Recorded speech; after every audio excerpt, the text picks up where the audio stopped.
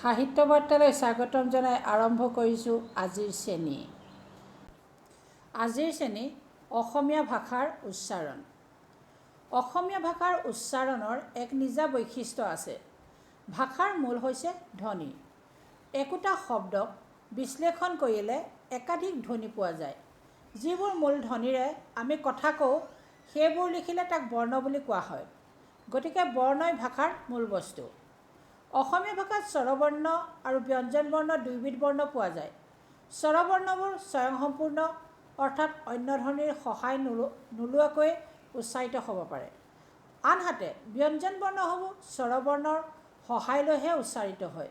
ব্যঞ্জন বৰ্ণ স্বয়ংসম্পূৰ্ণ নহয়। অসমীয়া বৰ্ণমালা সংস্কৃত বৰ্ণমালাৰ আৰ্হিত গঠন কৰা হৈছে যদিও এই বৰ্ণমালা সম্পূৰ্ণভাৱে উচ্চাৰণগত নহয়।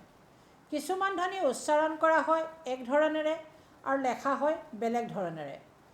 অসমীয়াত দীৰ্ঘ স্বৰধ্বনিৰ উচ্চাৰণ নহয়, অকল লিখোঁতেহে ব্যৱহৃত হয়।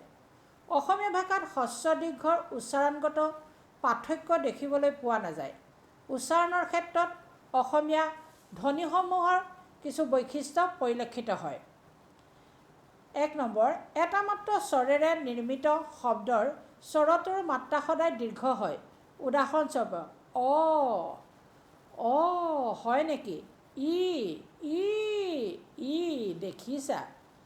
২ নম্বৰ, এটা ব্যঞ্জন বৰ্ণেৰে গঠিত শব্দৰ পিছত সদায় অ স্বৰধ্বনি উচ্চাৰিত হয় আৰু কিছু পৰিমাণে দীৰ্ঘ হয়। যেনে ক, তাৰমানে কথাটো ক, দ পুখুৰীৰ পানীৰ কথা বুজায়।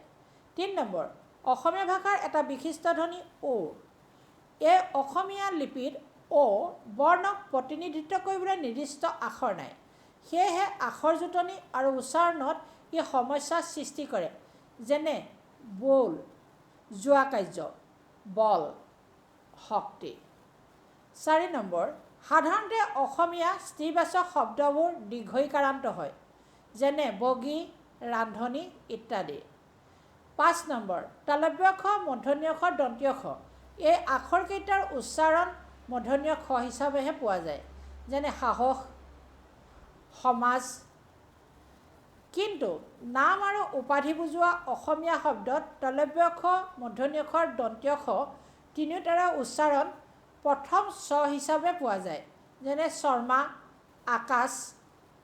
সংখ্যাবাচক শব্দৰ শেষত তলব্য শৰ উচ্চাৰণ প্ৰথম চৰ দৰে হয়। যেনে ২০, ১০। উচ্চাৰণৰ ক্ষেত্ৰত এনে বহু লক্ষণ পৰিলক্ষিত হয়। অসমীয়া বৰ্ণমালা সংস্কৃত বৰ্ণমালাৰ দৰে ধ্বনিগত বা উচ্চাৰণগত নহয়। কিছুমান ধ্বনি উচ্চাৰণ অনুযায়ী লেখা নহয়। অসমীয়া ভাষাত উচ্চাৰণৰ কোনো নিৰ্দিষ্ট ৰীতি নাই।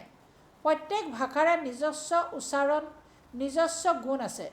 কোনো ভাষাৰ ৰূপ অন্য ভাষাৰ ওপৰত কেতিয়াও জাপি দিব নোৱাৰি।